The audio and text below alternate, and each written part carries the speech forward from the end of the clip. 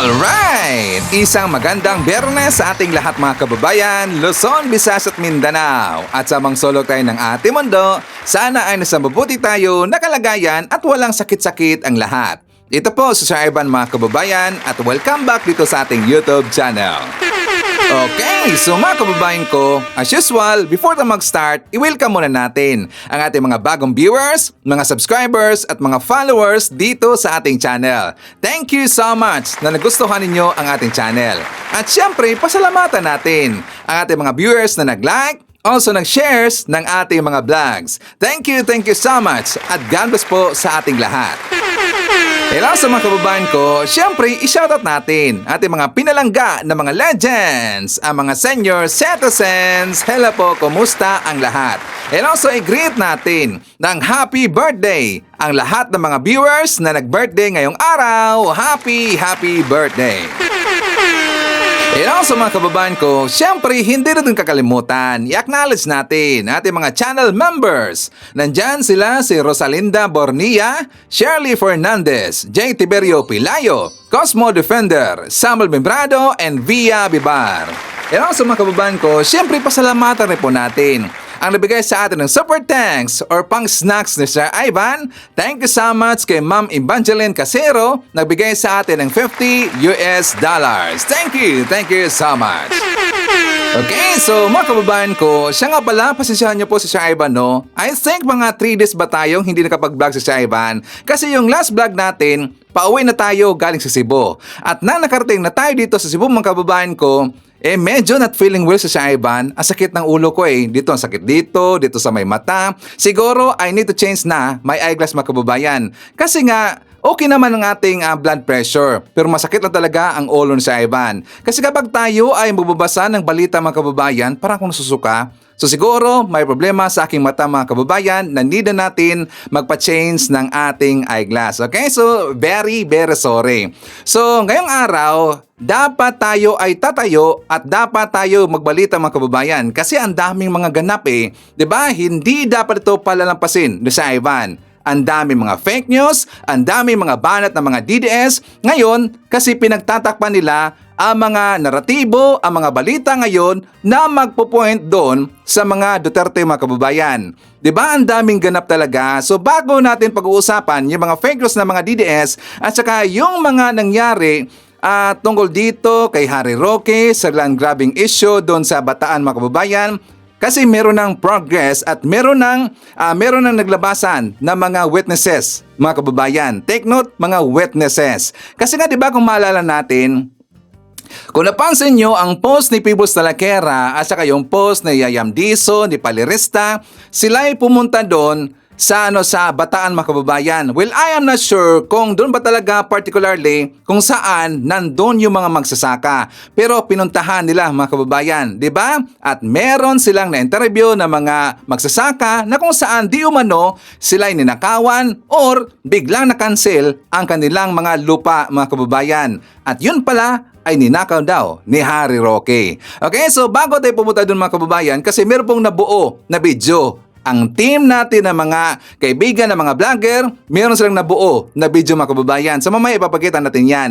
So bago natin pag-uusapan itong si Polong at lalong-lalo na yung napagulat sa atin na kagabi, namatay pala yung dating DPWH Yusek na si Maria Catalina Cabral mga kababayan. Diba gulat na gulat talaga tayo Kasi mga kababayan ko, itong si Cabral, very important person yan. Siya ay may malaking partisipasyon, siya ay merong malaking role, at siya yung tinatawag na BIP or Principal Architect sa flood control scandal mga kababayan.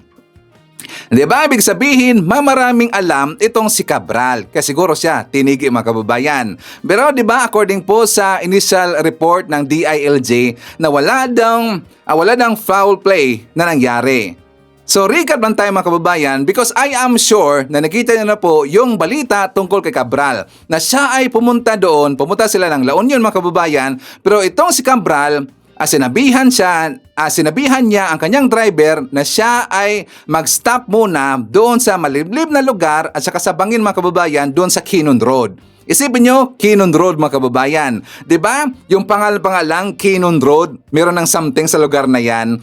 So itong si Cabral mga kababayan, nagpaiwan siya ng kanyang driver doon sa may bangin.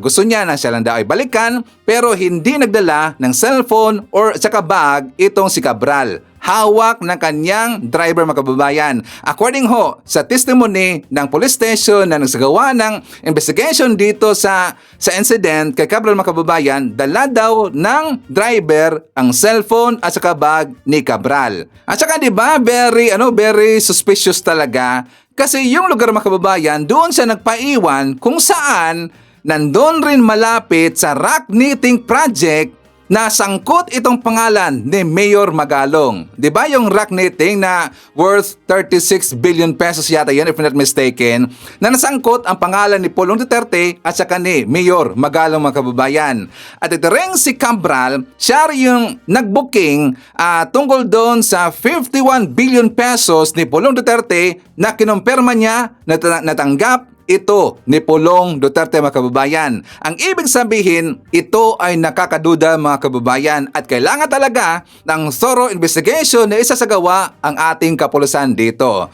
So before tayo magpapatuloy mga kababayan, ipapakita ko muna sa inyo ang report na to. For more details, let's watch this. Kung ano ba talaga ang nangyari kay dating DPWH Undersecretary Maria Catalina Cathy Cabral at kung bakit importante siyang karakter dito sa corruption ng DPWH or sa DPWH at ng gobyerno in relation to the flood control scandal. So kung gabi, December 18 to 19, na pumasok po yung balita na nakitang walang malay itong si Cabral sa Benguet, sa Tuba, Benguet, at matapos lang ang ilang oras ay kinumpirma na rin ng mga otoridad na siya ay nasawi o namatay sa Tuba, Benguet. So according po sa narration, according sa report ng local police at ni Baguio City Mayor Benjamin Magalong, ang nangyari po ay, kung alam niyo po, ito pong si Yuse Cabral ay originally taga Quezon City. Pero ang tanong dito, bakit siya napunta sa Baguio? So papunta po sila, paakyat po sila ng Baguio City kasama ang kanyang driver nitong Thursday,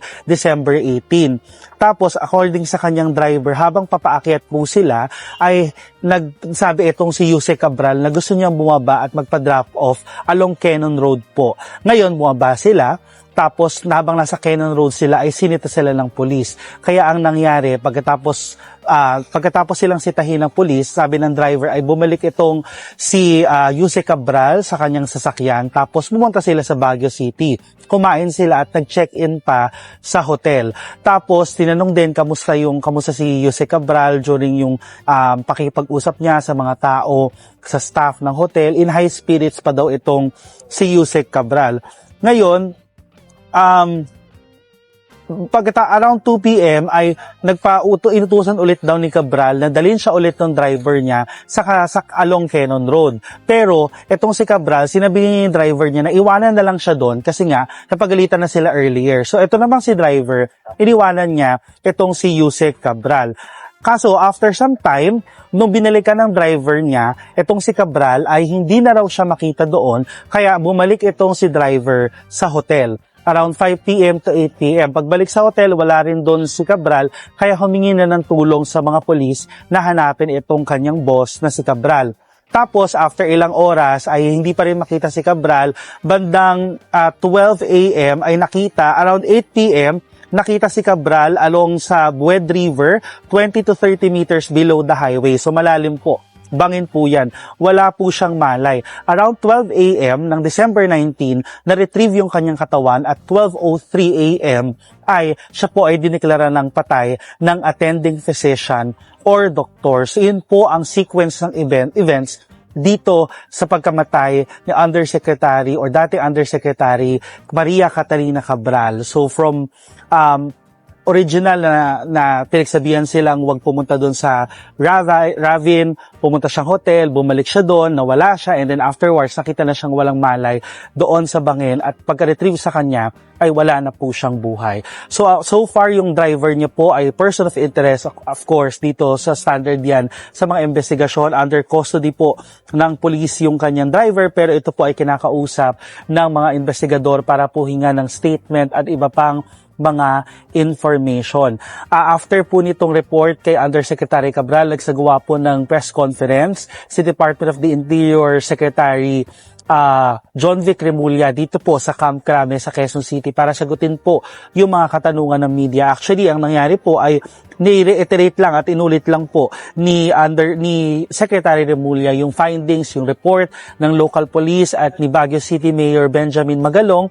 Yung mga additional input niya ay sinabi niya na magkakaroon daw po ng autopsy sa katawan o i-autopsy po ang katawan ng Undersecretary Cabral para makita kung siya talaga yon at mapatunayan na siya talaga yon. Ganun din po ang DNA results para mapatunayan po na yung nakuha at na-recover na remains po ay ito talagang dating DPWH Undersecretary.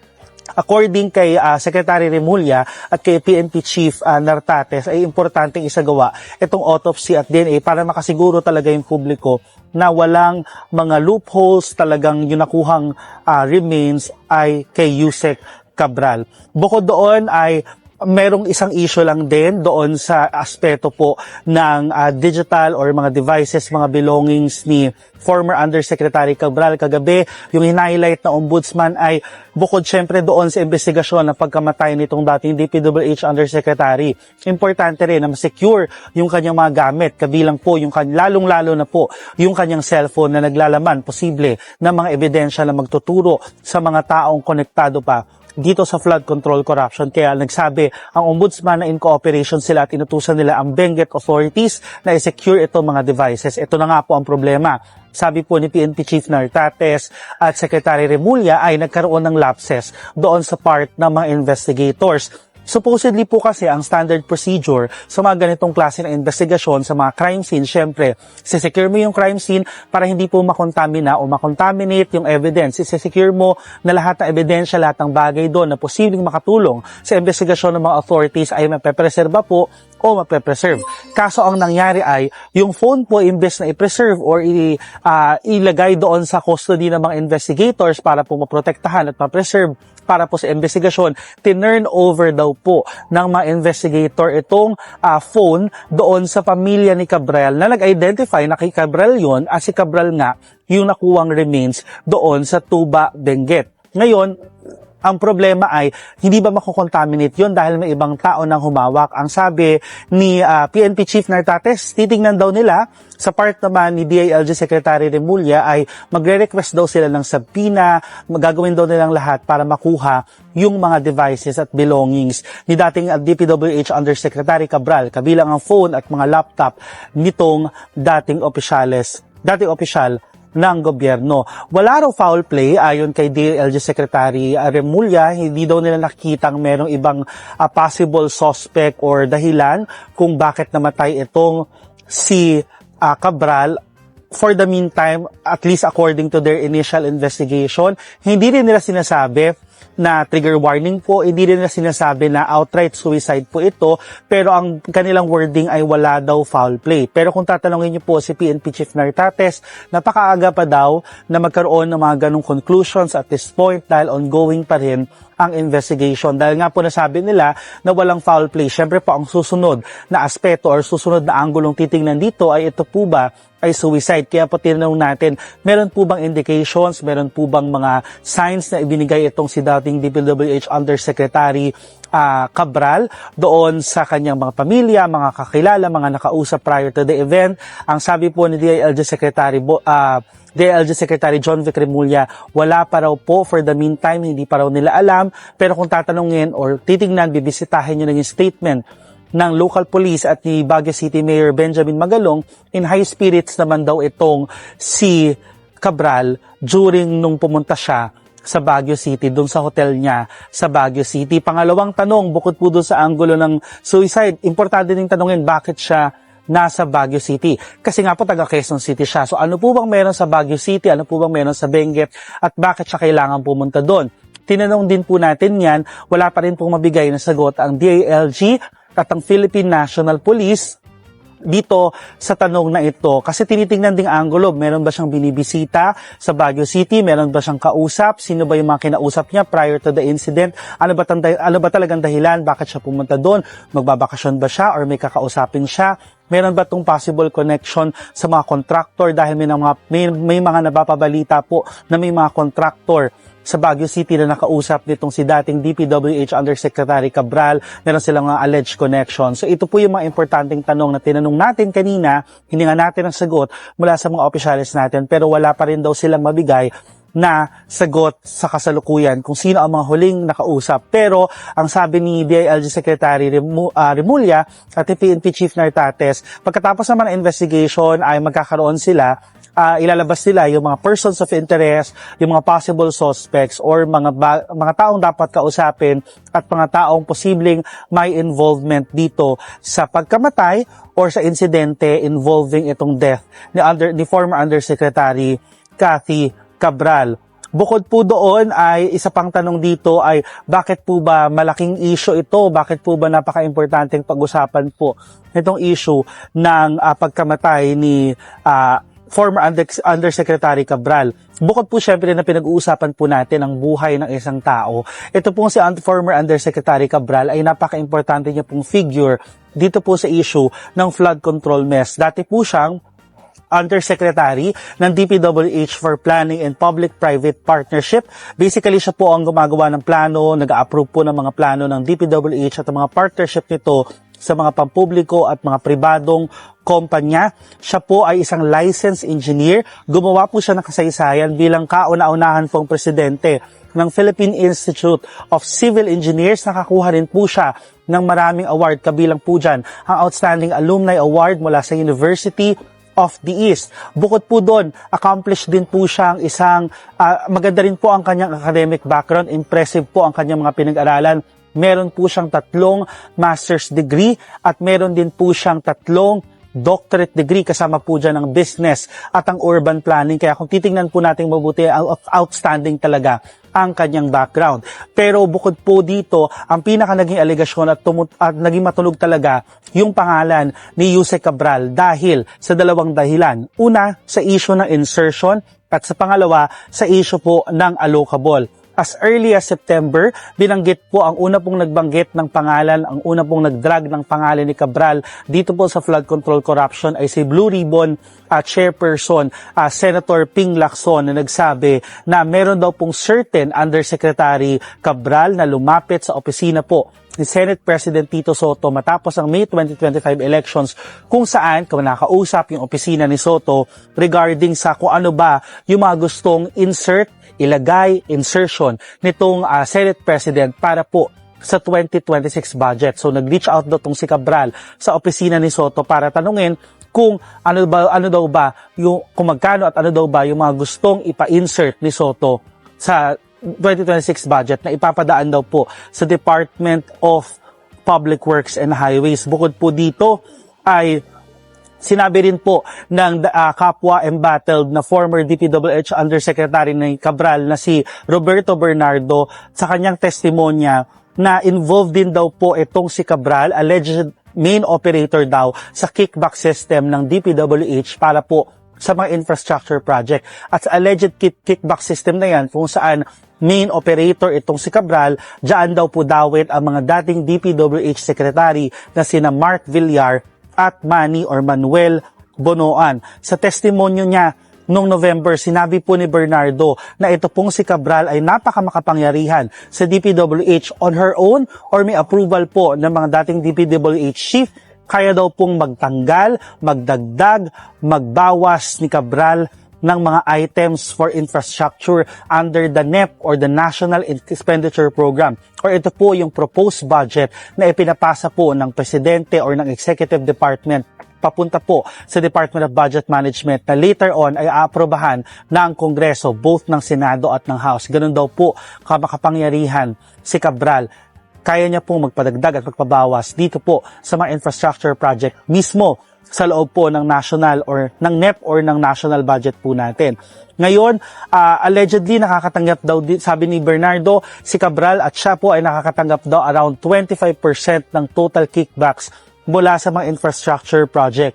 Bukod po sa insertion, dawit din po ang pangalan ni Cabral sa issue po ng allocable. Kung di pa po kayo familiar sa issue ng allocable budget, Basically, ang ibig sabihin po ng allocable budget, ito po yung mga natitirang budget doon sa isang department o ahensya. Matapos po mabayaran o gastusin ng ahensya na yon yung mga essential payments, yung mga essential funds na paggagamitan nila katulad po ng pagpapasahod, maintenance. So yung mga natitira po, parang savings po. Sa konteksto po ng DPWH, ito pong mga allocables ay yung ceiling po o yung budget po na pwedeng i-allot per District Engineering Office ng DPWH. Yun po yung allocable sa DPWH. And guess what po? Kung sino ang nakakaalam ng formula kung magkano kino-compute yung allocable per District Engineering Office. Ayon kay Bernardo, none other than Cabral. So ganun po ka-importante yung pangalan ni Cabral dito sa issue ng allocable. At dito po sa issue ng allocable, importante rin po to dahil sa investigasyon po ng Philippine Center for Investigative Journalism, nakita po na ang pinakamalaki po na nakatanggap o mga congressman po na ang pinakamalaking allocable or allocable fund na nakuha ay sina Ilocos Norte 1st District Representative Sandro Marcos at dating House Speaker na si Martin Romualdez. So yun po yung naging findings ng Philippine Center for Investigative Journalism. Bukod po doon, sinabi rin ni Bernardo na mismong si Cabral at si Bernardo ay nagtitira rin ng pera ng allocable funds or mula sa allocable funds para din sa mga gusto nila or preferred na projects nila under the DPWH. So from insertions sa proposed budget down to the allocable funds, including or involving congressman, yan po ang naging role or alleged role ni Cabral dito po sa alleged corruption sa DPWH at sa ating gobyerno. Kaya po napaka-importante pong pinag-uusapan natin yung nangyari sa kanya, especially po sa konteksto kung paano ito makakaapekto sa investigasyon. Si Cabral po ay bahagi po ng iba't ibang investigasyon ng Department of Justice, ng Office of the Ombudsman para po sa mga posibleng kasong isampa sa kanya, pero for the meantime hindi pa po siya kasama sa mga taong umaharap po sa kaso na pending sa mga korte, kabilang ang Sandigan Bayan at ang lower court. Pero malinaw po sa Ombudsman at sa DOJ na bahagi po itong si Cabral ng iskemang ito at bahagi siya sa listahan na mahabang listahan ng mga taong iniimbestigahan. O, di ba? Ganon ka makapangyarihan at kontrolado ni Cabral itong DPWH mga kababayan. Isipin nyo, siya dito yung nagpaplano at saka nag-aaproba ng mga projects. Siya rin dito yung magdagdag, magbawas, or magtanggal ng mga items. Ang ibig sabihin mga kababayan ko, siya dito yung nagkukontrol kung magkaano ang kanilang makukuha na kickbacks sa mga ghost project o sa mga projects na merong anomalya. Siya yung nagkontrol lahat mga kababayan. Parang siya yung system, di ba? Kaya lang nagtigi. Siguro lang siguro siya ay nagtigi. Pero wala pa namang final na findings ang ating otoridad na ibinigay mga kababayan kasi yan pa ay under investigation. Pero base lang sa tingin ko lang, mukhang nagtigi mga kababayan. Siguro hindi na nakayanan yung depression. Baka meron pong death threat ang kanyang pamilya mga kababayan. Siguro kaysa ibigay niya o isauli niya yung pera sa ating gobyerno, mas pinili niya na siya na lang ay magtigi mga kababayan. Nagkasimba siya sa Ivan. Siguro lang ito lang ay aking analysis mga kababayan. Hindi to final kasi wala pang final or final na findings na nilabas yung ating otoridad. Siguro lang. Baka meron ng nag-pressure sa kanya mga kababayan. At saka kung isipin nyo, marami kasing katanungan. Bakit doon siya napakamatay? Let's assume na napakamatay mga kababayan. Bakit doon siya napakamatay malapit sa rock netting? Alam natin yung rock netting mga kababayan, merong issue yan. 'Di ba? Yung 36 billion pesos na kung saan na-involve ang pangalan ni Mayor Magalong. Sino si Mayor Magalong? 'Di ba siya ay DDS? Diba? Mukha yatang meron siyang iniwan dito na clue mga kababayan. Siguro lang mga DDS, mukhang meron siyang iniwan dito na clue. Kasi si Pulong Duterte mga kababayan, siya rin po ay in-expose nito ni Cabral. Ito ang ating ebidensya mga kababayan para maalala natin. For more details, let's watch this. DPWH confirms 51B allocation to Paulo Duterte's district in last 3 years of Rodi's term. Ito po ba totoo? May I know the date? Kayo po ang nakalagay dito na nag-confirm yun. DPWH Undersecretary Maria Catalina Cabral. Kayo po ba to? Your Honor. Yes, Your Honor. Do you remember stating that quote, or you do not remember stating that quote? I remember, Your Honor. You remember stating that quote, and if you remember stating that quote, do you confirm the information in that quote? That I That you confirm those amounts if na that- nabanggit, excuse me, let me finish, amounts na nabanggit ninyo noong 2020, 2021, 2022. Base po sa NEP ng DPWH at yun pong GAA sa distritong ito. Therefore, the distrito po of Congressman Paulo Duterte ay tama po, and we confirm those budget. yes, Your Honor. Alright, thank you. Ang ibig sabihin mga kababayan ko, binokay niya or kinumpirma niya na nakatanggap ng budget na 51 billion pesos itong si Pulong Duterte mga kababayan. 'Di ba? Yun po ay kumpirmado. According doon sa pag-amin ni Maria Catalina Cabral, dating USEC ng DPWH.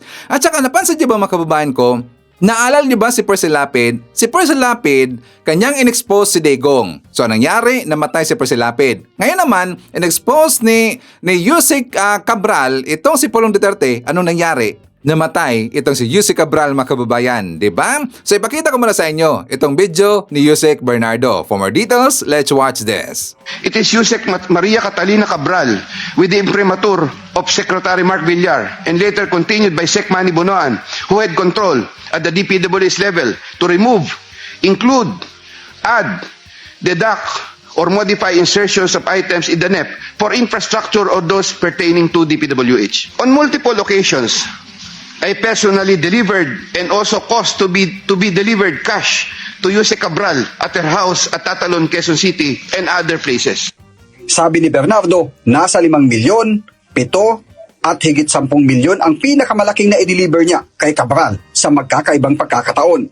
Si Cabral niya ang may likha ng formula sa paglalaan ng mga allocable budget para sa mga proyektong laan sa mga kongresista, habang binabalangkas pa lang ang National Expenditure Program for Infrastructure Projects na tanging si Cabral lang umano ang nakakaalam. Ang formula pong yun ay kahit kailan po ay hindi na ipaliwanag sa amin ni Yusek Cabral. Ito po, kumbaga sa engineering, yung formula po meron pong constant, merong variable, merong equation, pero siya lang po ang nakakaalam. Meron pong distrito na mas malaki, meron pong mas maliit, meron pong maliit na distrito. Considering daw po yung population, meron pong performance ng district, merong geopolitical, marami po kinukonsider pero napaka-wide po yung universe ng kanyang ginawa.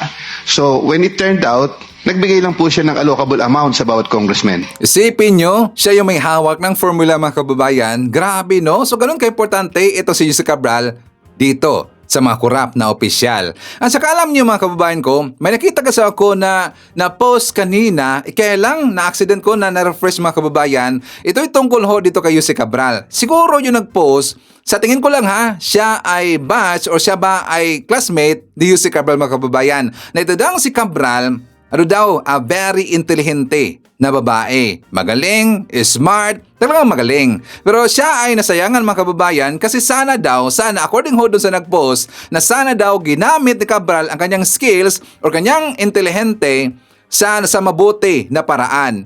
Kaya lang siya ay nag-join doon sa mga korap na opisyal mga kababayan. Diba? So nasayangan ho ang kanyang classmate or kanyang batch. So ganito po ang pagkakilala ng iilang tao dito kay Cabral. Magaling at saka smart. Kaya lang, ginamit niya sa katarantaduhan mga kababayan. Isipin nyo, sinabi na nga mismo ni Yusek Bernardo na siya yung may hawak ng formula. Formula, ibig sabihin kung paano nila pinapagana yung DPWH. Kung paano nila pinapagana ang kanilang ginawang or kanilang ginagawang kalokohan mga kababayan.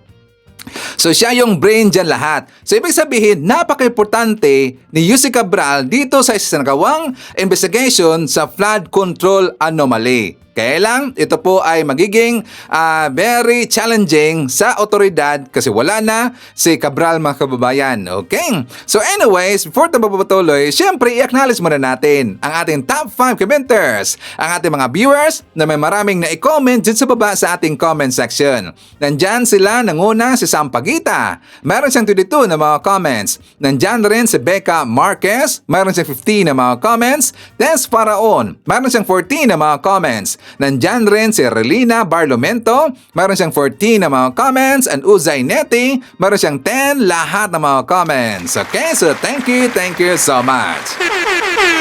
At syempre, shoutout natin ating mga suki, mga early birds. Yun ang una sa pag-comment dyan sa baba sa ating comment section. Nandyan sila si Maglo from Seattle, Esing Mariano, Michael Vinas, Emel Concepcion. Nandyan rin si Dulce Obana from Cebu. Hi to Evangeline Sanchez, Doktora Reid Fernando from Edmonton, Alberta, Canada. Kasama rin natin si Remy Nufiel from Cerisa Force, Rosemary Castelio, Romeo from Lancaster, California.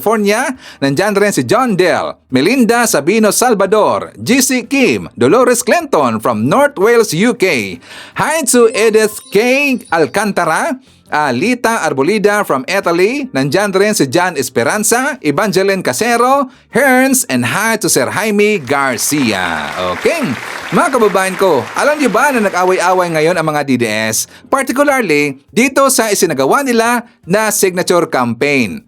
Maharlika versus Vic Rodriguez. Anong nangyari sa Ivan? Di ba si Maharlika hindi niya nagustuhan yang isinagawa na signature campaign ng mga DDS na grupo ng Alpotera kasi nga wala naman niyang magagawa ay hindi naman rin nila maipapalabas si Digong sa pamamagitan na isinagawa nilang campaign signature, mga kababayan. Di ba? Wala namang kwenta yan eh. Kinuha lang nila yung data. Nakita rin ni Maharlika na itong si Vic Rodriguez ay sumuporta sa ginagawa ng grupong Alpotera.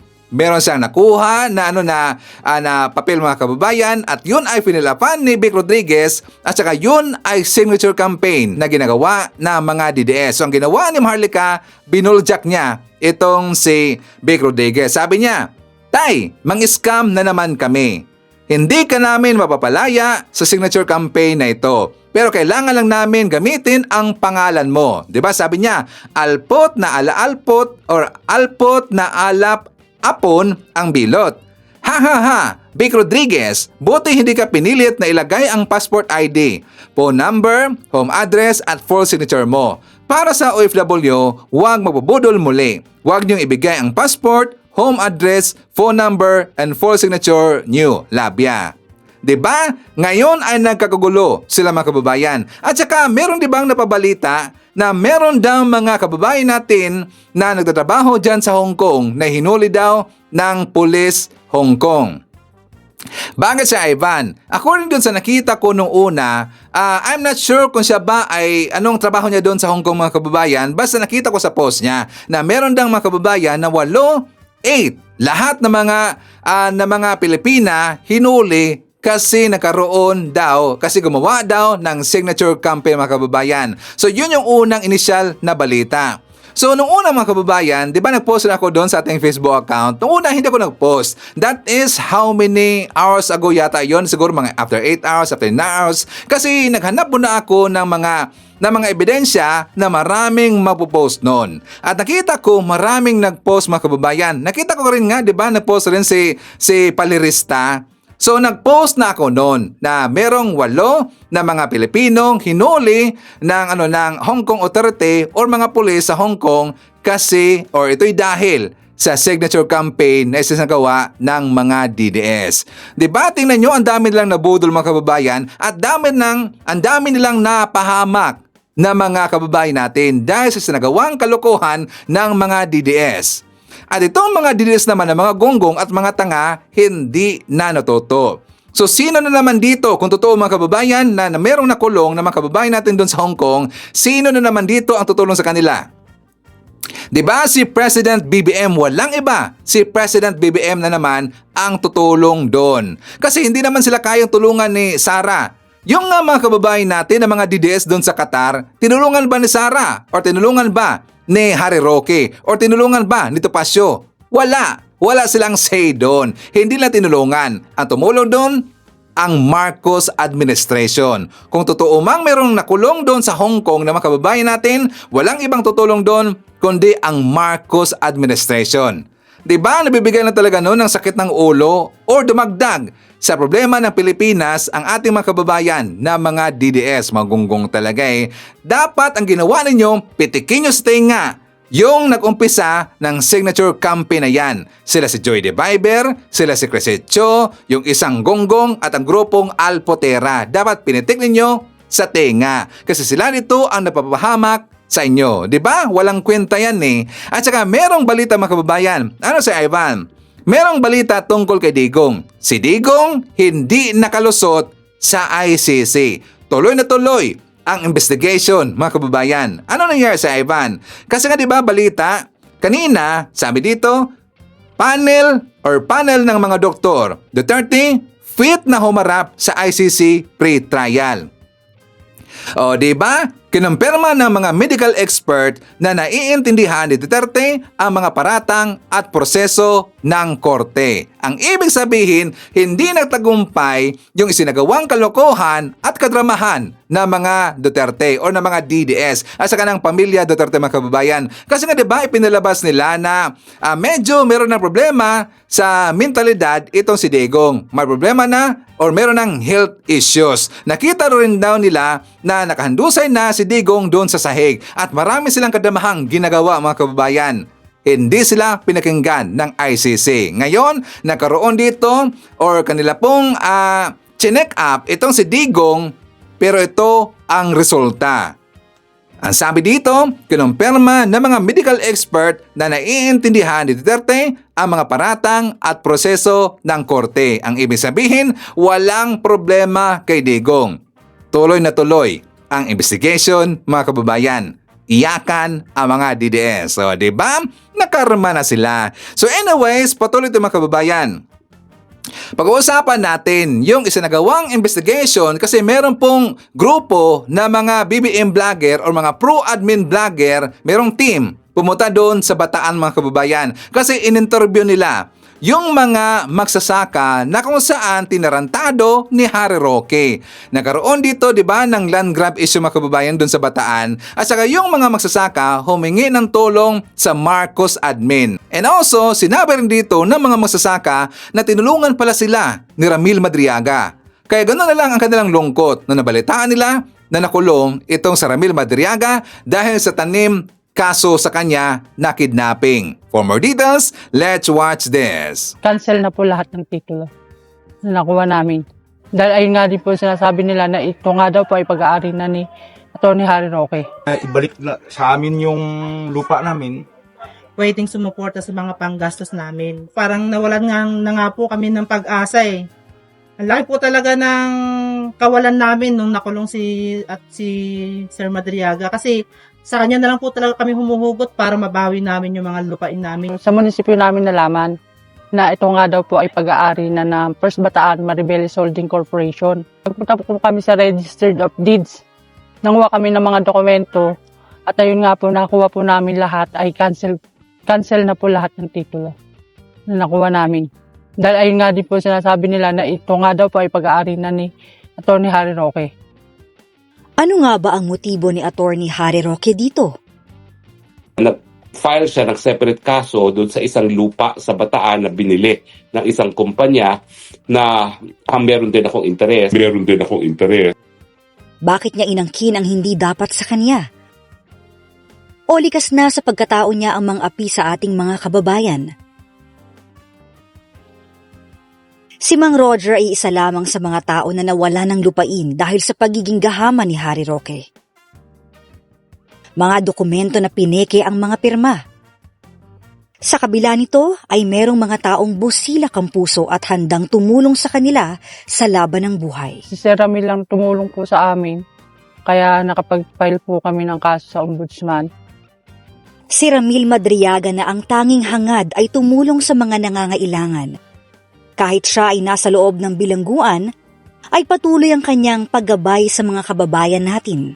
Ay talaga po nagpapasalamat kami kahit na nahiya din po kami dahil sa nangyari, diba na nakasuhan nga po siya ni dahil yung mga tapos pati multimo si attorney na pinapadisbar din nila. Pero kahit ganun po hindi pa rin niya pa kami pinabayaan. Magawa pa rin siya ng paraan para matulungan kami. Sana po magtapos yung taon na to na may magandang magandang resulta yung ginagawa niyong pagtulong sa amin. Sir, alam naman po namin, Sir Ramil, na nandyan pa rin kayo, lumalaban kahit nasa kulungan kayo. Alam niyo po, sir, na umaasa kami, naghihintay kami sa inyo.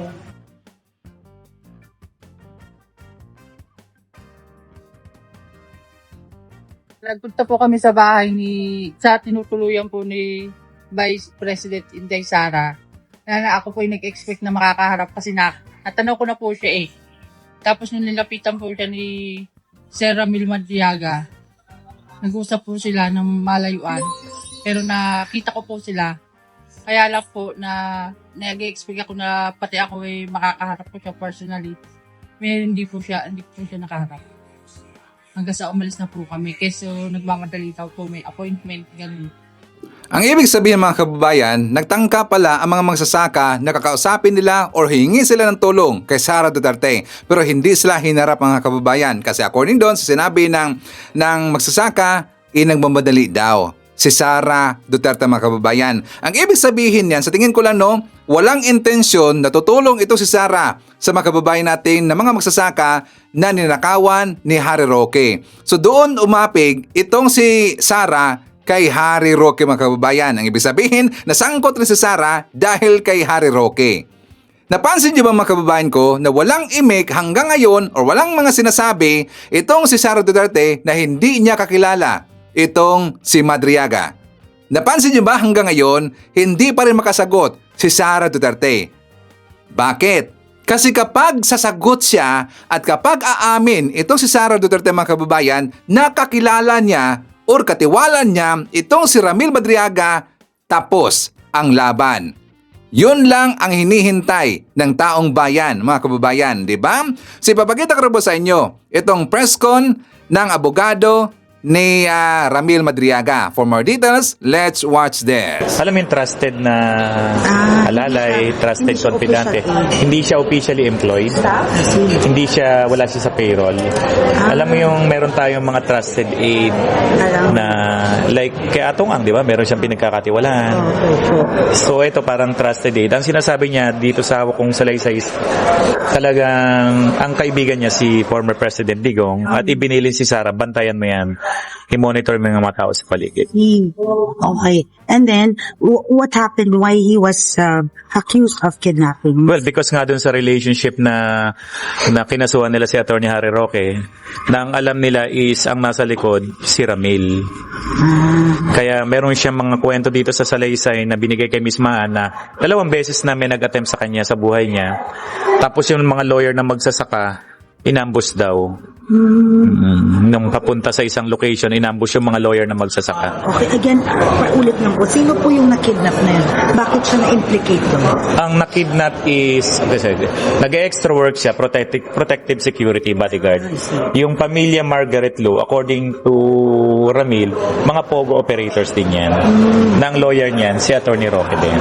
So, nung nakidnap yung pamilya nung Margaret Lu, iba ang hinuli, later on, isinama na siya. May mga lumutang daw witnesses na nakita kay Sir Ramil. Ang alang niya motibo, yung pagpapile ng kaso sa ombudsman. Okay, sir, Harry Roque denied yung accusations of grabbing the land. Actually, wala pa ata siyang counter affidavit dun sa ombudsman. Kasi nasa stage pa lang. Sabi ko nga sa'yo, ipinail ng January 2023, nung October lang umandar. Itong October lang. So, nasa evidence gathering pa lang yung ombudsman, hindi pa ata umabot sa submission ng counter affidavit. Okay. But yung mga nag-grab na land, nakalagay talaga sa name ni Harry? Sa kumpanya nila.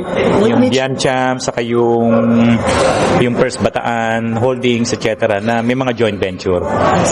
Sure na sure yung mga farmers na Harry Roque yan kasi mismo sa munisipyo sinabi nila na pag nabili na nila Harry Roque yung mga lupain ninyo. Na under the name of those companies mentioned? Yes. Na connected talaga sa kay Harry Roque. I see. Okay, so attorney, what's gonna happen na po? Ano na po mangyayari ngayon? After what this? Well, after sabi ko nga mga 10:40 nadala na yung letter sa NBI, hoping kami na sana gumalaw yung NBI na ma-forensic examination na yung 3 mobile phone. Madriaga. Ni Madriaga po. Which contain pictures daw ng delivery ng mga pera, pick-up, delivery, kung paano niya iniiwan yung kotse sa mall. Kasi sabi niya, pag iniwan niya yung kotse, pinipicturean niya eh. Pag may kumuha ng susi, pinipicturean niya eh. Picture daw ng mga pera. So, we have to see yung contents talaga ng cellphone niya. Pati conversations po meron. May mga text messages doon, mga call logs. Kaya hanggang ngayon, kung mapupunan nyo, walang denial kay BP na hindi niya kakilala si Madriaga. Walang denial na hindi niya dinadalaw. Diba? Ang nagsasalita lang yung mga nasa paligid. Pero confirm po yan, yung pagdalaw na yan ni BP Sara. Kung pwede nga lang mag-video call si Ramil, sasabihin niya. So, dinadalaw para... ang sabi is that ayusin na yung problema. Inaayos siya. Parang ganon, inaayos siya. Kasi nga, meron daw, marami kasing dumadalaw doon, iniisip nila gagamitin si Caramil ng mga ibang grupo. Kaya siguro siya tinadalaw. Okay, one last, sir. Pero alam ni Caramil na may mangyayari. Bakit niya pinipicturan? Bakit niya dinodocument? Mahilig lang siya mag-document talaga. Ang siguro nag-trigger sa kanya yung Pogo eh. Matindi ho yung parang galit niya na yung Pogo activities. Imagine sa sarili kang lote. Nasa Pilipinas ka, hinaharang ka ng mga Chinese military. Sabi niya mga PLA, naka-uniforme ng mga nakapating. So doon sila nai-insulto na bakit may mga Chinese. Na-confirm sa akin yan, bakit may mga Chinese dito sa lugar ng lote na to. So sabi niya, kaya gusto lumabas para matigil na itong mga Pogo-related activities na to. Drug money, Pogo, ganun po. Right, thank you. Kailan po nangyari yung pag-kidnap? I'm not sure sa details ng kidnapping kasi mag-enter pa lang ako ng appearance sa kidnapping. Pero nasampahan siya ng kidnapping 2023. Siguro mga around 2022 po yung kidnapping. Ba't lumabas yung pangalan ni Sara sa issue na to para sa tingin mo? Hindi kasi basically gusto niyang ilabas yung problema, yung mga kalokohang nangyayari doon sa issue ng confidential funds, sa Pogo-related money. Gusto niyang ilabas yung mga, sabi niya, yung mga illegal na gawain para maimbestigahan na. Yun daw talagang punto niya. Hindi sa political issue? Wala akong political issue rito. Thank you. Okay, so para sa akin mga kababayan ko, itong si Ramil Madriaga, mukhang mabait na tao ito. Kaya lang mali na mga tao ang kanyang sinamahan. Kaya ganun na lang ang takot ni Sara Duterte dito kay Ramil Madriaga. O diba? Ibig sabihin, ang magbabagsak dito kay Sara Duterte mukhang itong si Ramil Madriaga mga kababayan. Okay? So anyways, kasama rin natin nandyan si Bida D. Saida Taha from Riyadh, Saudi Arabia. Kasama rin natin si Evelyn Garcia, Mones Borromeo, Phil Macabato from Toronto, Canada. Nandyan rin si Rolando Bernardo from San Luis, Aurora. Hi to Josephine Gallego, Shirley Risman, Tony De Los Reyes from New Jersey. Nandyan rin si Josephine Lee Agarpao from Toronto, Canada.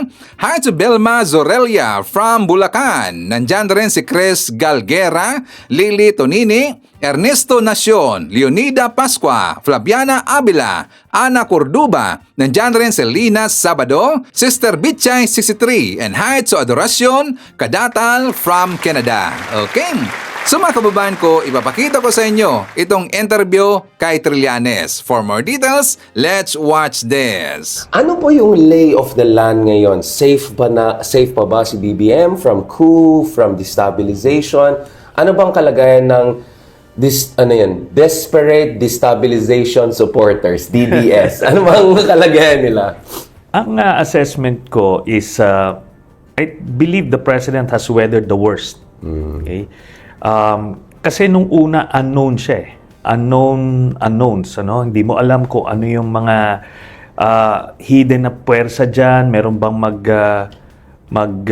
withdraw ng support, meron bang rogue elements.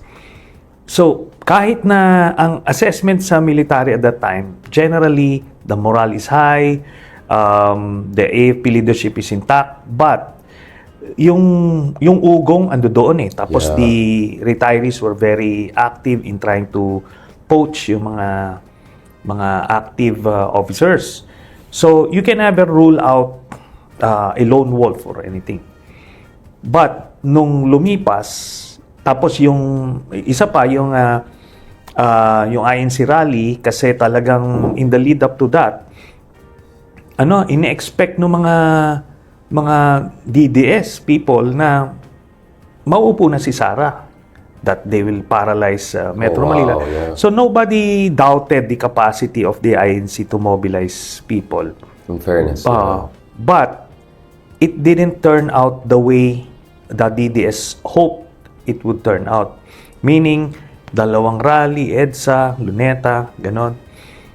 And in short, lumagpas yun na walang nag-withdraw ng support, hindi na paralyze yung Metro Manila, and umuwi peacefully. So, yung November 30 naman, iba naman ang flavor nun, no? Iba ang panawagan, and so, generally peaceful. So, yun na yun ngayon. What happened there? Bakit kaya parang may disconnect yung sinasabi ng mga DDS na nakisama sa INC at ang sinasabi ng INC? Was there miscommunication among them or nag-mis-expect yung Duterte camp na INC is on the same board as them in terms of political agenda? Probably nung una, they were on the same page. But merong interventions eh. Right. Di ba? Siyempre, the admin also did some interventions that in a way neutralized yung animosity or at least yung level of involvement ng INC with the Dutertes. So medyo gumitna na after ng mga interventions. Kaya nag-iba. So na-isolate yung mga Duterte camp bigla. Oo, pero hindi rin sila nag-deliver kasi it's supposed to be the EDSA rally. Power, EDSA kasi sa kanila Luneta yung sa INC. On the EDSA side, they didn't deliver yung numbers na siguro iniisip nila ando doon naman yung INC, let's just pocket the money. Everybody had the same idea, kaya nobody produced the numbers na hinahope nila. So ngayon, wala nangyaring political impasse. Therefore, wala rin nangyaring withdrawal of support.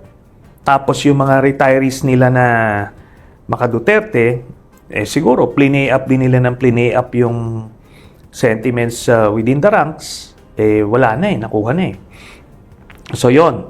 Tapos the president did two critical moves the past few weeks in relation to the AFP.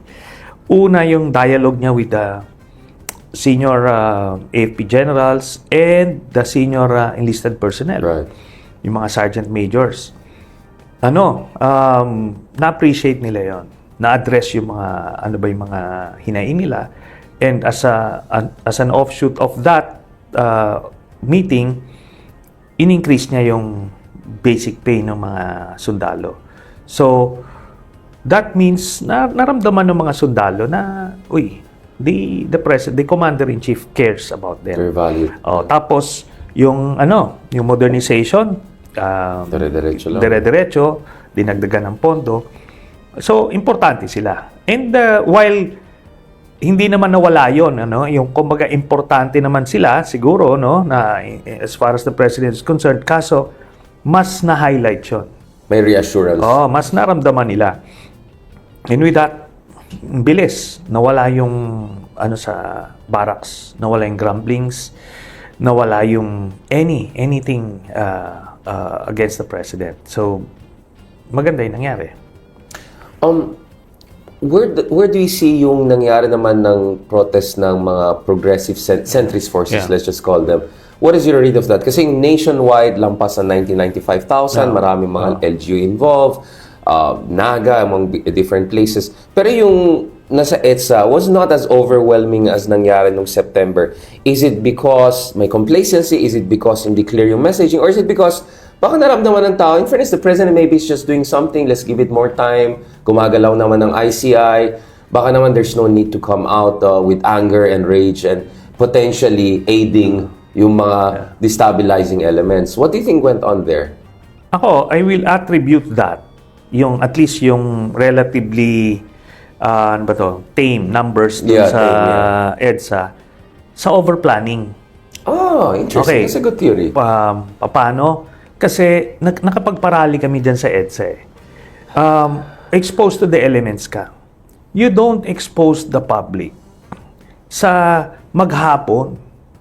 Kailangan kung dadali mo sila dyan, konting konsiderasyon naman yung hindi nagaano, yung palubog na yung araw. Sabihin mo kung ginawa nila ng 4 p.m. yon start, tapos nagsimula yung program ng 4 p.m., tapos by 6 p.m. yun ang mga concert, ang puntahan ng mga tao concentrated. Ito hindi, it was spread From 9. Ang daming program, congested yung schedule. Oh, yes. Tapos yung pumunta nung 9, ando doon, ano expect mo maghapon sila doon? Tas No, mag-2, uwi na yan, sila. Umuwi na sila nung lunch, umuwi na sila. Then a new batch came in yung hapon, yan nanonood ng concert, ibang generation naman yon. Pero kung gusto mo ng concentrated fire, compress mo sila into maximum niyan 2-hour program. And palubog yung araw para hindi mainit. Oo, palubog na. Tapos kung 2-hour program, 4 to 6, ito na yung pwede na yung mga concert, mga ganon. So, pang build up na lang yon. Okay yon. Palagay mo kung kinumpress mo yung mga umattend doon sa rally na yon ng November 30 into a 2-hour program, the whole day. Kumbaga yung unique attendees, abot ka rin ng siguro mga 70,000, 1,000 easily. Oo. Pero di ba, since spread all over the day siya, hindi mo nakita yung Okay, concentration. I'll push you on that, no? Yeah. Real talk natin yan. Hindi kaya dahil ang daming mga grupo na ang daming gustong gawin para appease lahat, each will have their piece of the pie, kaya medyo, I won't say sabog, pero medyo all over the place. Hindi naman. Hindi naman. Yung mga nag-isip kasi, yung nagplano, hindi sila sanay magparali doon. Maaring dapat inisip So, nila. well-intentioned lang talaga. Well-intentioned, but naive. Di ba na akala nila, this will do the trick. Pero kasi sabi ko nga, pag nag-rally ka dyan sa People Power Monument, sa sobrang init dyan, di ba? What do you expect? Ikaw ba? Gusto mo? Would you stay there? Kasi yun yung nangyari nung 21 Talagang buong araw Doon pa ako ng 10 a.m. Pero ano yun? Ang tawag nito, yung spontaneous. Yeah. Grabe pa yung galit nun. Parang yung fresh million people march nun. Yeah. Pero, hindi rin. May peak siya, tapos umuwi siya. Pahapon yun. Oh, correct. Ang assembly nun was hapon. Right.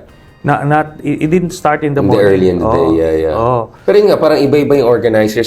But I want to also ask on that before we go to the Dutertes, our favorite topic, obviously, yung mga idol natin, Pillars of Good Governance. Yung yung award ni Digong, yung Pillars of, parang siya yung Peace Prize ni Trump sa FIFA. may mga ganun may Hall of Fame na ganun. No, but going back to this, Senator, how did you feel yung, parang may, so you had a Miss Universe there, you had my good friend Chris Stander, among others. Is there, you think, too much hesitation to put political leaders? I mean, Cardinal Ambo is a leader, but he's a moral leader. He's not going to be a president. Or last time I checked, he doesn't have political ambitions, obviously. Maybe to be Pope, but not to be, not ambition, but I mean, maybe he'll be one day a Pope. But don't you think dapat medyo front and center na yung mga political leaders? May clarity na sino na ba talaga ang champion ng tunay na pagbabago na hindi team kadaliman or kasamaan. Don't you think ganun? Or baka palang dating pag ganun? I believe ganun ang consideration. Yung mga politicians na pumunta doon, they knew na dito lang kami sa side, just being counted as a participant. Okay naman na yun. Pero kailangan kasi, there's that consciousness that you only have this window. Yun nga Hindi pwedeng, pagka sinispread mo yon, syempre, si Cardinal Ambo, sana yan nagsasalita dun sa katedral, nakaupo kayo, may silong, ganon, he can take his time. Pero kung magse-sermon siya sa init na ganon, yung attention would wander elsewhere. It's a different geography.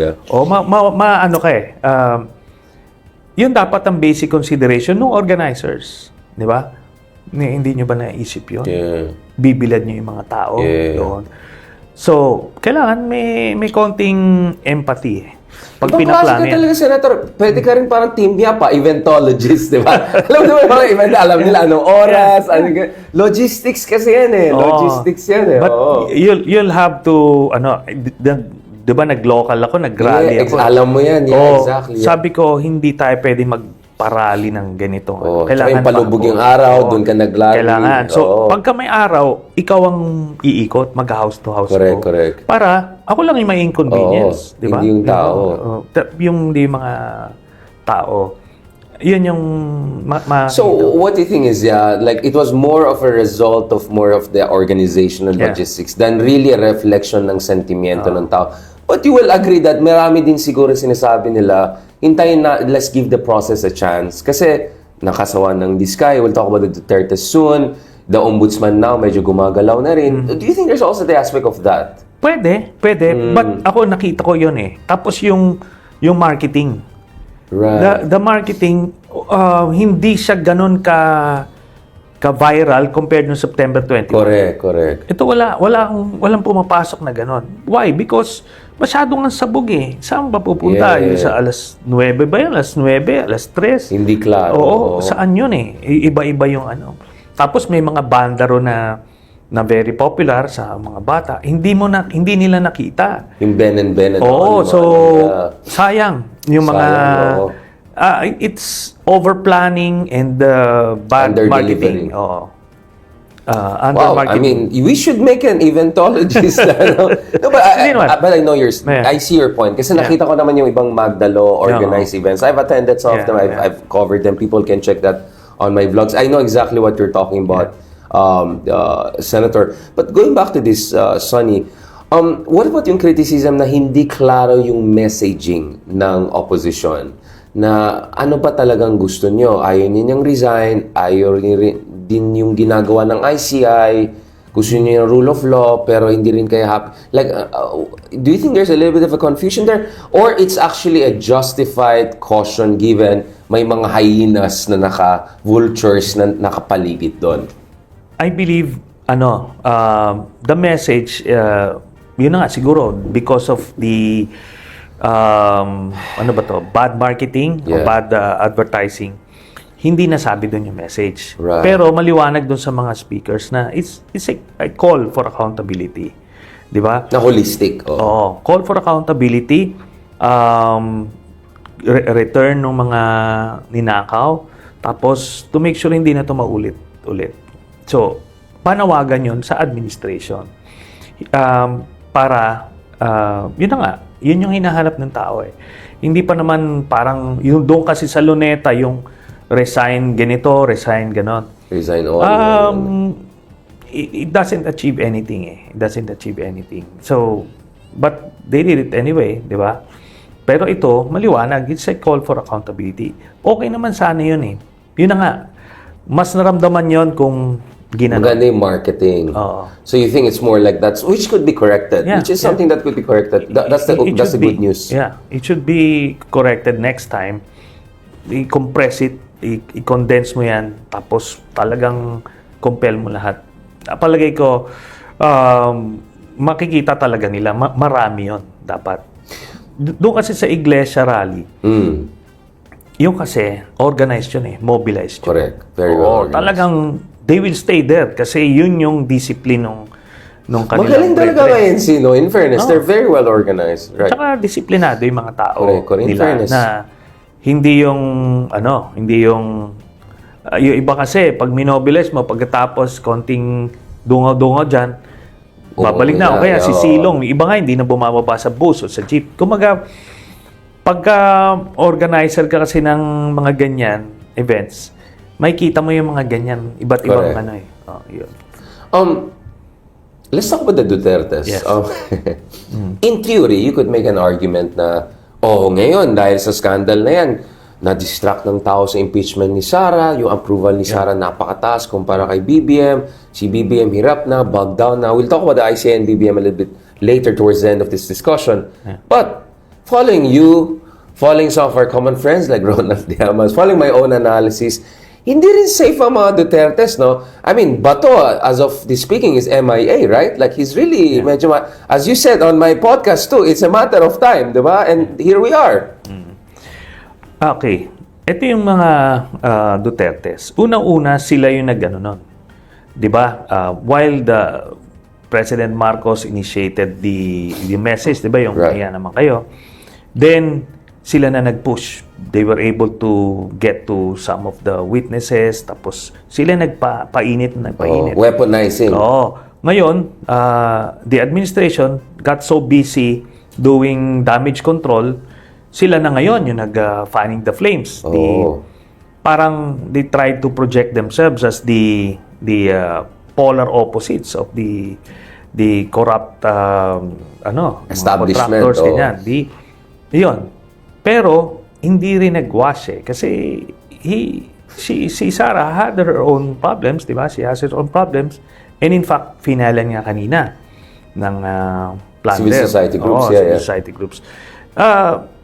In a way, to remind everyone na mabigat ang mga kasalanan nito, di ba? When she was mayor, when she was DepEd secretary, when she was VP, hindi to marunong yung sinasabing fiscal discipline o kaya na to spend yung pera wisely kung saan dapat. Hindi, talagang sa kanya, ang tingin niya sa pondo niya is personal funds. How she dispensed it. Basta ibibigay sa kanya yung cash, then they do what they need to do. And ito na nga, hopefully, this plunder case kay Sarah sa ombudsman will trigger another request sa AMLAC ng mga bank records. Kasi this is the first time, in a long while na mayroon tayong bagong ombudsman na hindi nila tao. Correct. So, meron actually may ginagawa, hindi siya figurine. Yeah. Kasi yung isa parang figurine lang, walang ginawa Ito kasi, ang AMLAC and Ombudsman, meron yan silang MOA na pwedeng silang kumuha ng list ng flag transactions from AMLAC for intel purposes, then eventually for reports, di ba? Will they detect it if ever ginalaw yung pera from the accounts? It will still yung long-term record. Lalabas pa rin yan kasi pa rin yan, no? nasa system na I think from 2006 yan hanggang present. So 20 years almost. Oo, makikita mo. So doon, sabi ko nga, ano yung makikita natin doon? Yung dividends na nakukuha nila from that drug lord na partner ni Michael Yang. Sa kanilang pamilya to magkakapatid. Hanilet, pati nga si Kitty doon kasama sila. Pati talagang multi-generation. Lahat, binibigyan ng dividendo ng drug lord every 6 months. So that's one. Pangalawa, yung series of withdrawals nila in the lead up to the 2016 elections. Ang total noon, puro withdrawals mga 600 plus million. So kung nag-withdraw ka ng 600 plus million sa account mo, therefore, you can conclude na hindi bababa ng 600 million yung pera mo doon sa account mo. Di ba? Kasi withdraw, wala namang pumasok So that's another one. Then, there are information coming in that yung billions of na nakaw nila, inilabas nila. So, lalabas din yun. Na nilabas nila? Oo. Nalalabas so, walang takas niyan? Walang palusot kasi, kagaya ng mga dividendo nila sa drug lord, managers check ito Correct. In their name. So, may footprint talaga yan? May footprint. Wala talagang... Mahirap, Ngayon lalabas yan. Yun yung iniiwasan nila. Kaya, hopefully, yan na ngayon yung makikita ng mga kababayan natin by early next year. Na yung katotohanan. I mean, where does that leave Digong? Since last time we talked, we predicted na malabo na talaga makaalis si Digong, no? So, what is your expectation with Digong's situation? Yun na yan, that's it. Because we just had a ruling the other day, 20 years dun sa isa pang ICC criminal na binigyan na. So this ICC is not messing around. Oo. And kung titignan mo yung evidence yung kinonvict na yun, talagang barya compared to... Exactly, that's what I'm saying.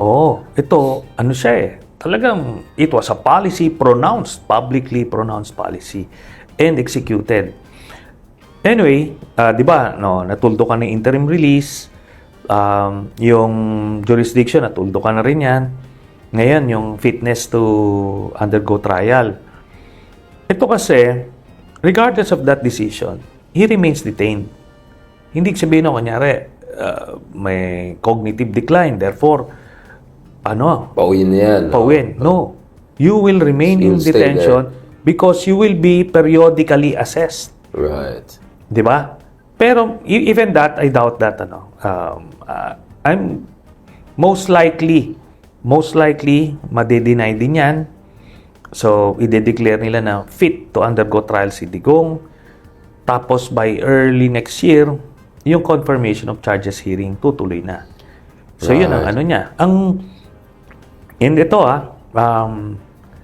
this may be a quick conviction. Baka before 2028 or thereabouts, makonvict na to. It will not be the usual 3 to 7 years, no? Oo, kasi ito, open and shut case ito eh. So, pag nangyari yan, yun na yun. That's it. Diba? And what about Bato? Is it true that there's the warrant of arrest already? I mean, what do you know so far? Kasi conflicting messages we're getting from the government. Okay. To the degree you can share. Okay, ganun na. Let's just say na I'm not in a position to confirm or deny anything. Okay. Yun na yun. Ito na lang ang goni ni Bato. Sige.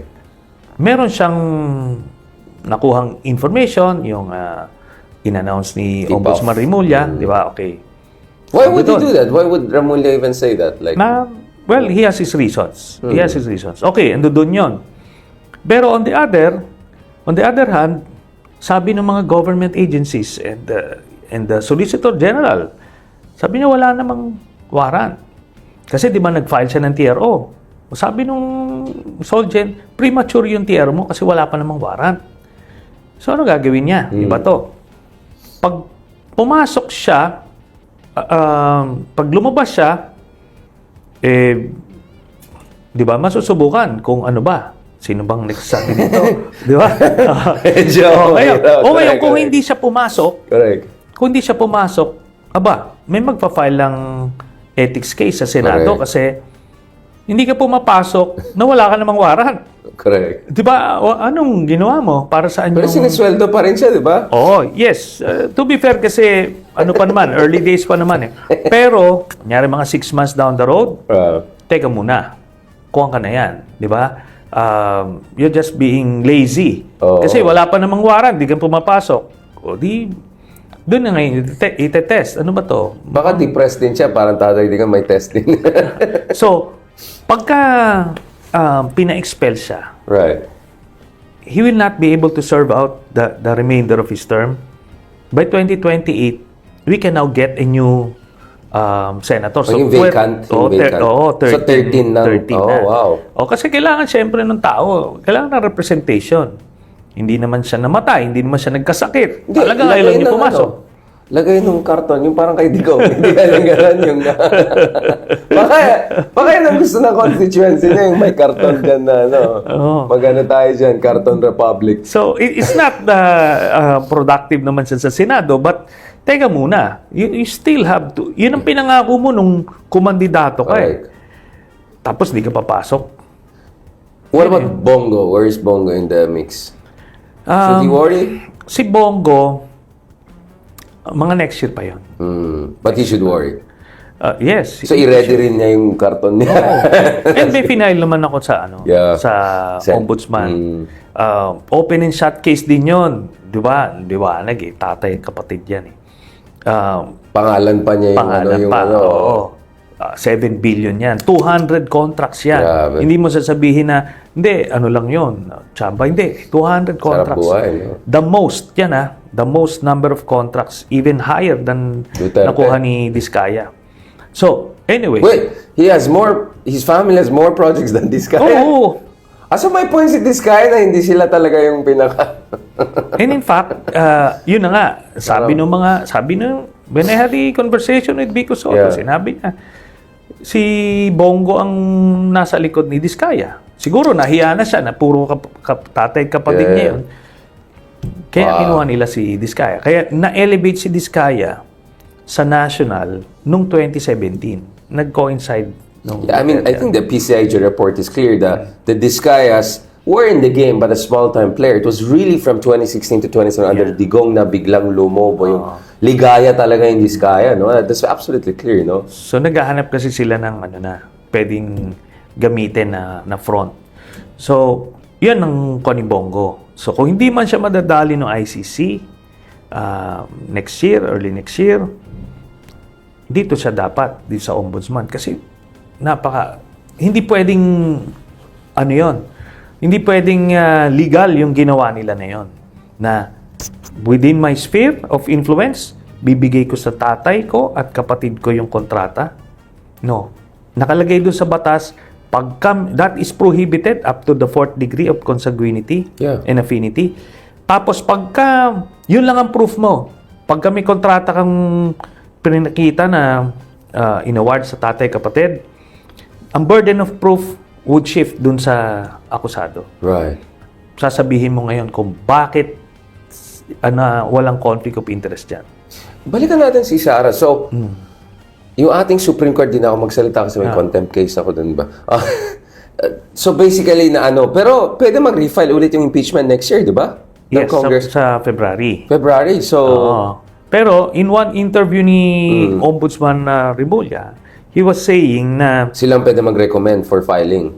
Pwede niyang i-recommend sa magbibigay Kongreso. Itong mga pinag-aaralan niya ng kaso. Kasi even before the plunder case that was filed today, meron nang na-refer yung House of Representatives yung investigations nila, finoward na ron.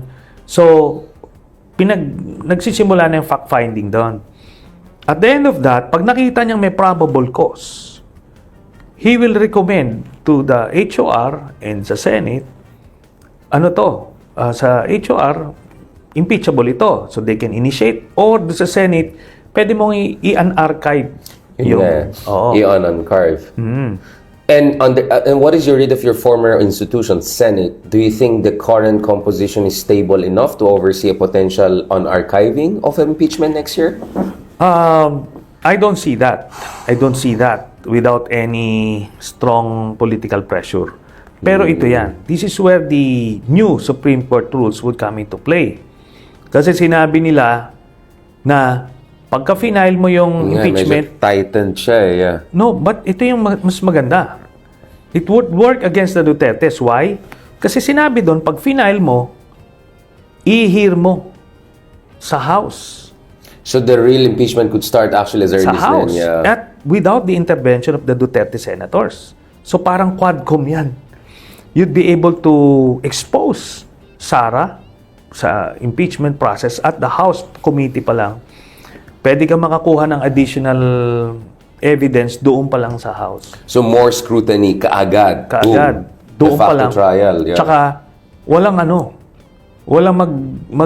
magugulo like mga Cayetanos, Marcoletas of the world. Walang yung mga nag-aabogado para kay walang Sara. ganon. Kasi ito parang quadcom yung dating, di ba? So baka yung Marcoleta Jr., meron pang isa pang Marco. Sila Barzaga. Ay, suspended pala siya, no? Hanggang kailangan. Baka hindi niya maabutan. Having said that, is the Congress stable enough itself? With the President pushing for anti-dynasty bill, the reshuffling, the whole Martin Romualdez episode, do you think the Congress is coherent enough to oversee this the way it used to do? Or how to make sure na the Congress is on an even keel? It remains to be seen. It remains to be seen. But depende to kay President Marcos. If he's really going for the jugular, he can really... should he go for the jugular, you think, at this point in time? I think there's no choice at this point. Exactly. Diba? Exactly. Pagka naging presidente to si Sara, what do you think? Will she spare the Marcoses? No. Matinga tayo eh. Oo, di ba? May listahan na siya. May listahan na siya. So, yun. Wala na siyang choice at this point. Kaya nga sabi ko, if he really believes na he needs to go for the jugular, kahit ibalik niya si Speaker Romualdez at the helm. Di ba? Yun na yun Kasi that's the only way mo at this point in time. Kasi nag-hesitate yung mga congressman. Teka muna, ano ba to? Di ba? But the evidence on Romualdez was not strong if it's from Zaldico and all, right? I mean... Yeah. I don't think that's gonna go far, right? In terms of, I mean, I had Justice Scorpio on this show also saying mukhang mahina yung circumstantial, yung accusation kay Martin Romualdez at this point in time. Yun din naman yung sinabi ni Ombudsman Rimulya sa interview niya na wala sa documents, walang direct na testimony. But yun na nga, if he clears it itong the next few months, there's no reason for him to be put in the freezer still, di ba? So it could come back. Depende nga yun. Ang necessity kasi nito is if you want to go for the jugular. You need the center of gravity. And Martin was very effective last year, holding it together. Kasi meron na silang rapport eh.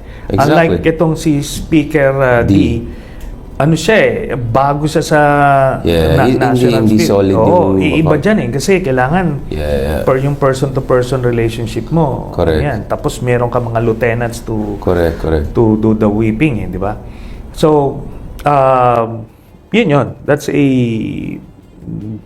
decision that the President needs to make.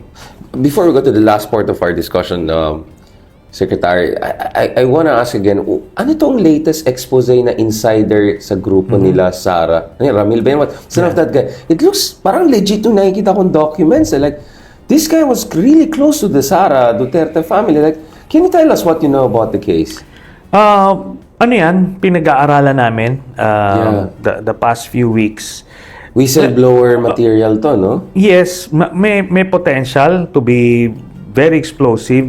Pero we're approaching it with caution, kasi may mga gaps pa rin sa storya.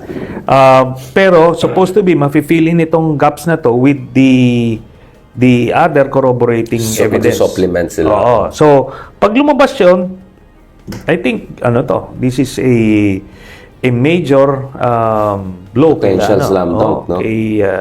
Kay Sara. Ngayon, ito, lumalabas yung iba't ibang issues at makikita mo rin the way the other side is defending. Correct. Alam mong full court press sila dito eh. Correct. Grabe yung mga influencers nila, talagang hands-on sila sa You mean Pro Duterte one? The Pro Duterte. Pero parang laos na sila. I don't feel their power. Medyo mahina na sila. Yes, but I think they're trying. Yeah. Tsaka doon sa echo chamber nila, they need to convince their base na hindi to totoo. Correct. 'Di ba? Kaso on the defensive sila. Nahirapan sila. Yeah. Even si Harry Roque nagsalita. Kaso so far nag-check out yung I was listening to Madriaga's lawyer. Sinasabi na yung the early the basic background nito information and nagche-check out. So next na lang nito yung mga critical information. Right. So we shall see, di ba? Interesting. So yeah. Very interesting. So that leaves us really with the last part of our discussion, which is probably the most important part. Ano ba dapat gagawin ng mga, like sabihin natin, Pink 2.0 movement? We have had this discussion back and forth. Medyo nagtampo ka rin yata sa akin last time kasi nag-split ako. You also see what I'm trying to do, right? I'm trying to put this thing together. Even if I agree with you, Senator Trillanes, my point is that we have to stick together. Yeah. This is a historic opportunity for us to shape the last years of BBM and shape the battlefield for 2028, right? Yeah.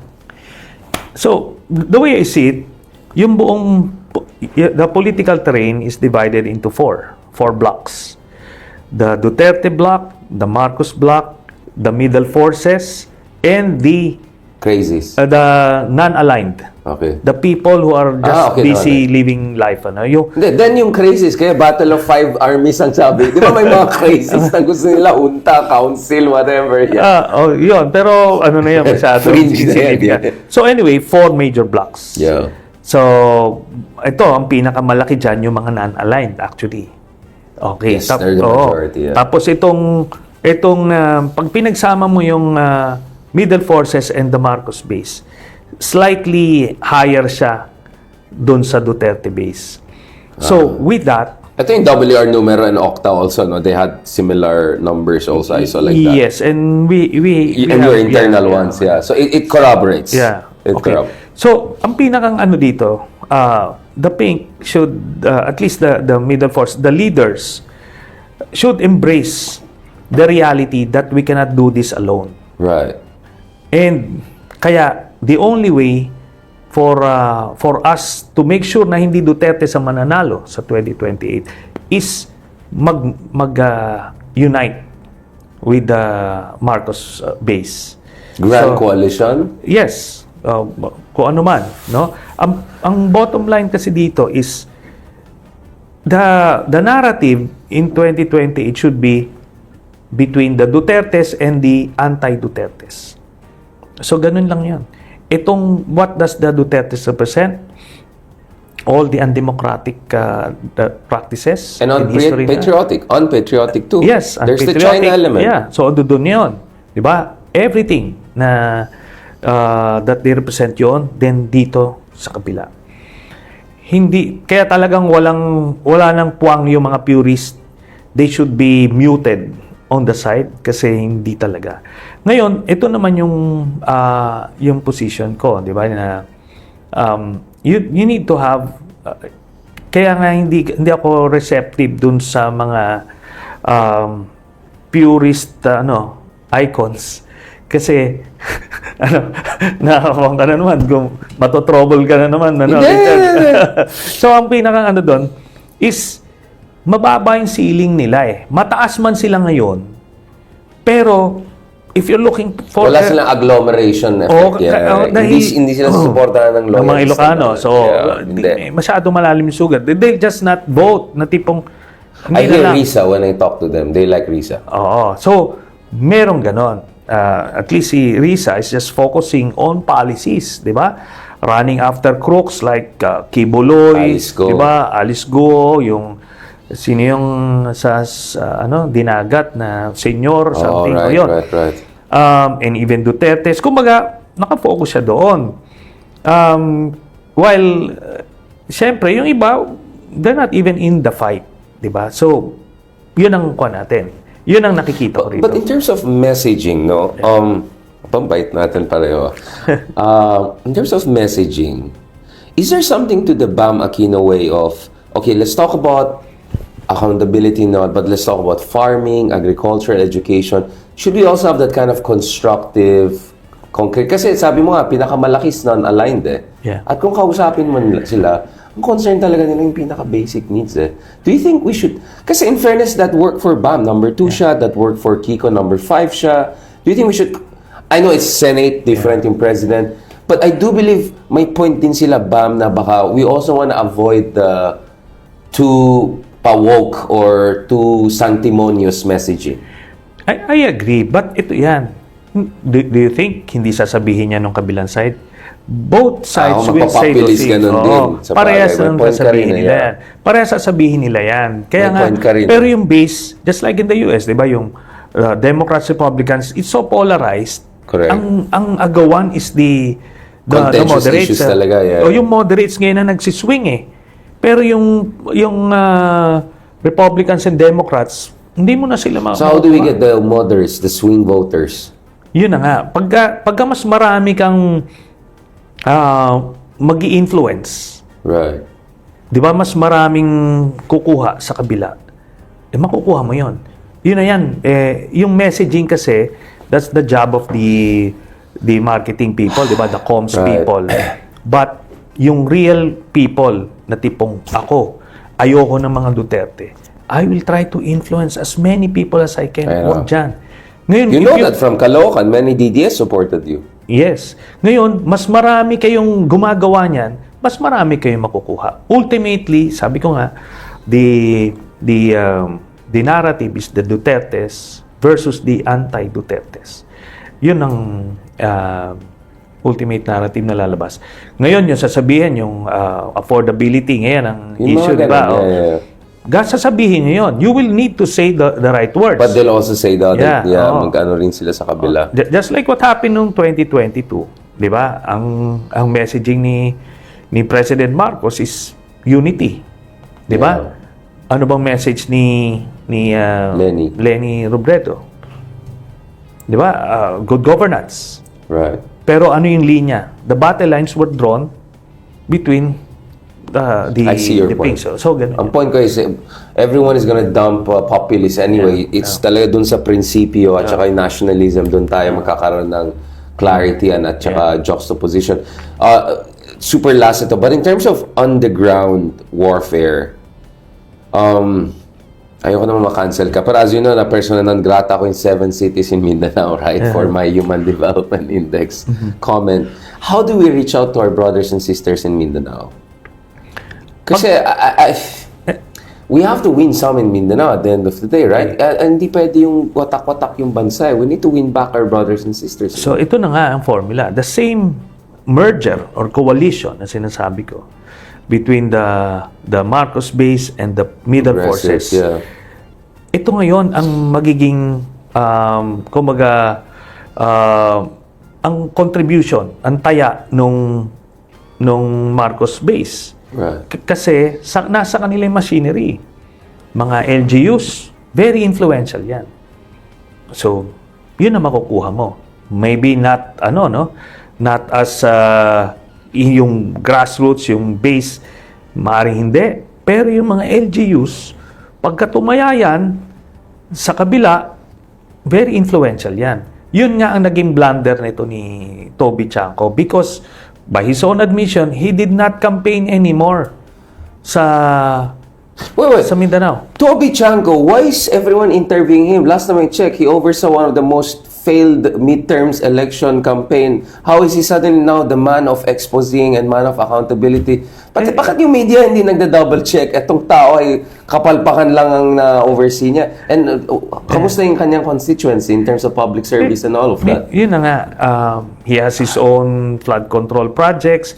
Tapos, hindi naman nangangampanya yan eh. Kasi ang mga Chancos well-established sa Yeah. So, he doesn't have a clue about running a national campaign and true enough, he failed miserably dahil hindi siya nangampanya.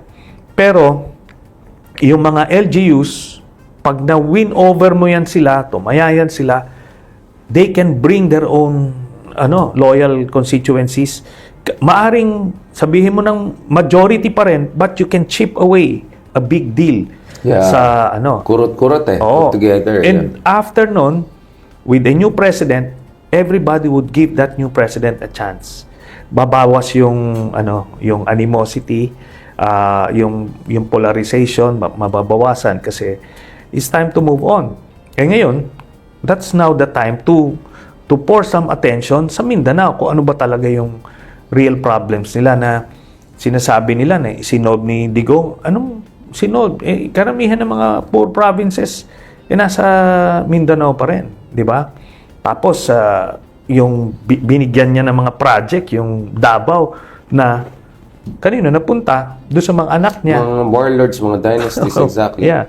So, kumbaga, it's a myth eh. They created that myth. So, pagka nagkaroon ng presidente na maayos sa 2028, it's time to shatter that myth. Mindanao will benefit also again, Talagang gawin mo na yung development sa Mindanao para maramdaman talaga nila yung difference. Na hindi naman na yung Imperial Manila na yan, it's just a construct ng mga taga Mindanao na gustong sumingit doon sa... Or yung mga warlords doon na nagde-deflect ng blame from their own failures and corruption. Precisely. Oo. Because ando doon din sila sa poder eh. Bakit? Ba't hindi nila na-improve? Pero yung poder nila sa Forbes, di ba? Sa Dasma. Dami ko kilala taga Mindanao politician dito nakatira sa Forbes and Mas imperial pa sila sa ating dalawa ng taga QC lang, di ba?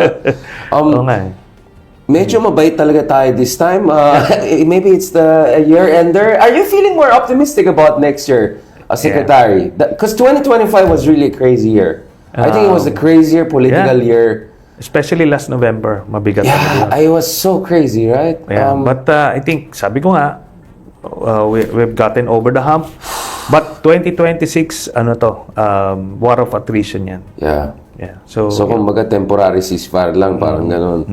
On that note, let's enjoy Christmas. Okay, so kasama rin natin nandyan si William Martinez. Rain ay Hanila Villanueva, Chay Salamida, Gerald Villanueva, nandyan rin si Ronnie Tolentino, Leth Del Rosario, Philly Lopez, Oliver Solon Lariego, nandyan rin si Lorna Villanueva, Arigato, Tomadsi, Jory Miel, Francis Argalang, Elmer Pinaranda, Rodi Atas, James Naad, nandyan rin si RB Quero, Rogie Diaz, Phil Brooks, Emerson Simon, Merly Fernando, Robel Chinel, Basti Don, and hi to Alicia Lee.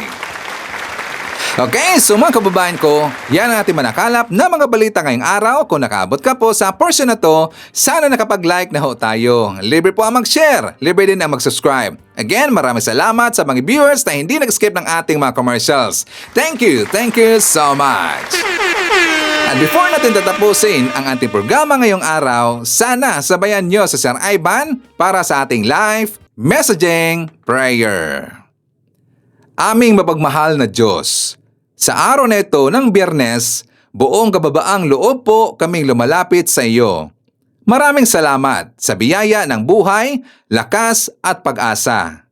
Inilalapit po namin sa iyo ang aming Pangulo, si Ferdinand Marcos Jr. Balutin mo po siya ng iyong banal na proteksyon sa kanyang paglalakbay, sa kanyang mga pasya, at sa bawat tungkuling kanyang ginagampanan para sa bayan. Ilayo mo po siya sa anumang kapahamakan, masamang balak, at mga taong may layuning manakit o manggulo. Panginoon, pagkalooban mo po si Pangulong BBM ng karunungan, malinaw na pag-iisip at matibay na loob. Gabayan mo po siya sa pamumuno na may katapatan, katarungan at malasakit sa sambayanang Pilipino. Patibayin mo po ang kanyang pangangatawan at kalusugan at punuin ang kanyang puso ng kapayapaan. Idinadalangin ko ito sa pangalan natin Panginoong Jesucristo. Amen. So maraming salamat mga kababayan, and I hope to see you again on my next video.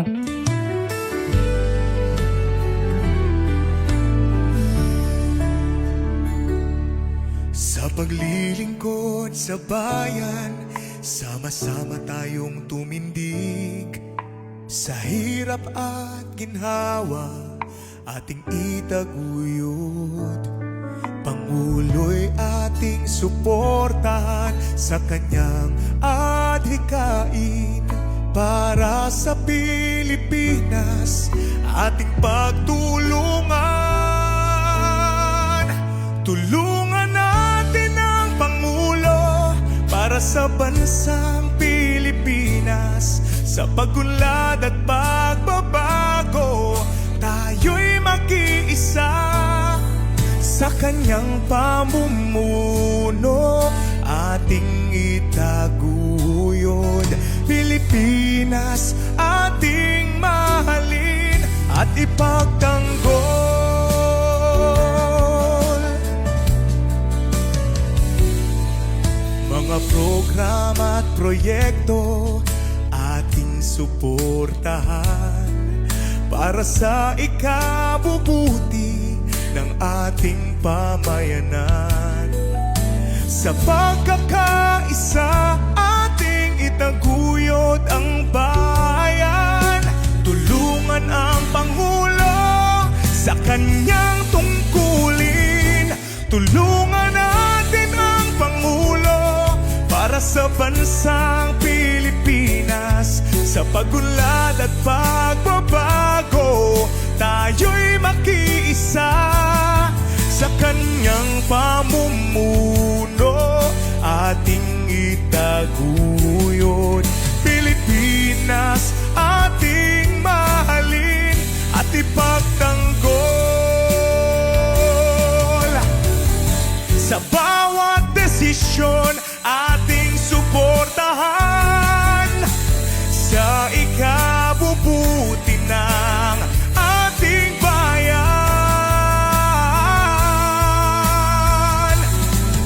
Sa pagkakaisa, ating harapin ang hamon. Tulungan ang Pangulo.